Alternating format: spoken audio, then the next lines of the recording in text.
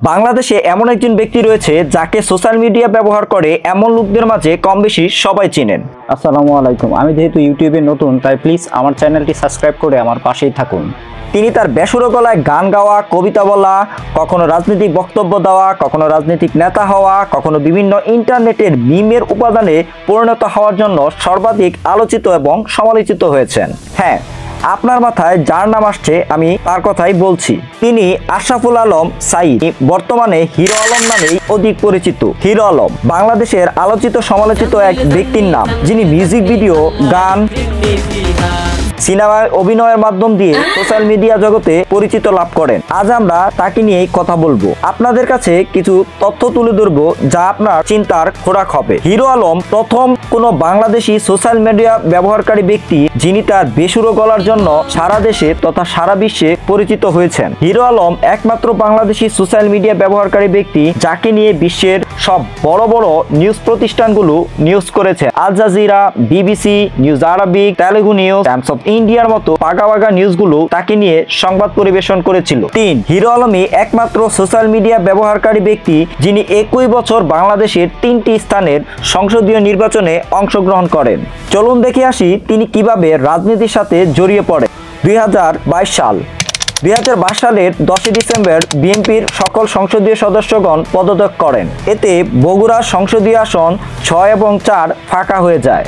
সেই আসনে 2023 সালে অনুষ্ঠিত উপনির্বাচনে হিরো আলম স্বতন্ত্র প্রার্থী হিসেবে দুটো আসনে মনোনয়নপত্র কিনে অংশগ্রহণ করেন। যদিও দুটি আসনে তিনি পরাজিত বরণ করেন, তবে পরাজিত হলে তিনি বগুড়া 4 আসনে বিজয় প্রার্থী হতে সক্ষম হয়েছিলেন। তার ভোটের ব্যবধান ছিল মাত্র 834 ভোট। তারপর সেই একই বছর 17 জুলাই তিনি ঢাকা 17 আসনের উপনির্বাচনে টিকিট কেটে অংশগ্রহণ করেন। রাজধানীর গুলশান, বনানী, বাসানটেক, সেনানিবাস এলাকা নিয়ে গঠিত ঢাকা 17 হেভি আসনেও তিনি নির্বাচনে অংশগ্রহণ করে চমক লাগিয়ে দেন এবং দেশবাসীর পূর্ণ মনোযোগ ছিল সেই আসনে। ঢাকা 17 আসনে হিরো আলমের প্রতিদ্বন্দ্বী প্রার্থী ছিল বহুল আলোচিত সমালোচিত ব্যক্তি মোহাম্মদ এ আরাফাত হোসেন। সেই নির্বাচনে তিনি পরাজিত বরণ করেন, তবে সেখানেও তিনি 5000-এরও বেশি ভোট পান। ভোট চলাকালীন সময়ে পুলিশের সামনেই আওয়ামী লীগের নেতাকর্মীদের মারধরের শিকার হন হিরো আলম।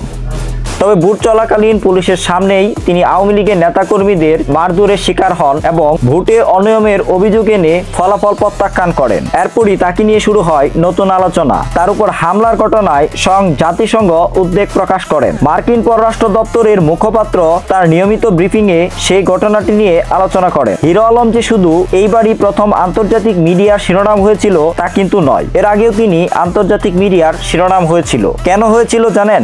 অনুমতি ছাড়া পুলিশের পোশাক পরা, বিকৃতভাবে কবিতা পাঠ করা ও রবীন্দ্রসঙ্গীত গাওয়াকে কেন্দ্র করে তৎকালীন সময় হাওন আঙ্কেলের ডিবি পুলিশ তাকে গ্রেফতার করে জিজ্ঞাসাবাদ করেন।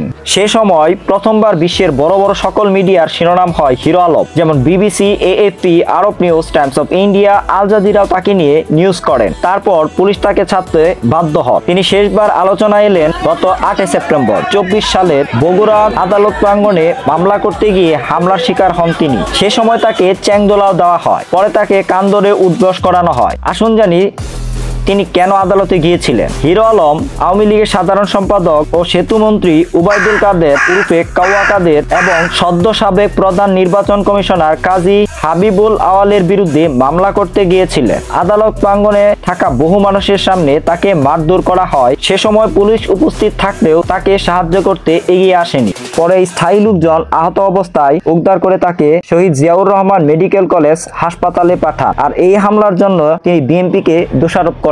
ভিডিওটি দেখার জন্য আপনাদের সকলকে ধন্যবাদ। ভিডিওটি ভালো লাগলে শেয়ার করবেন এবং দয়া করে সাবস্ক্রাইব করবেন আমার চ্যানেলটি। আসসালামু আলাইকুম, ভালো থাকবেন।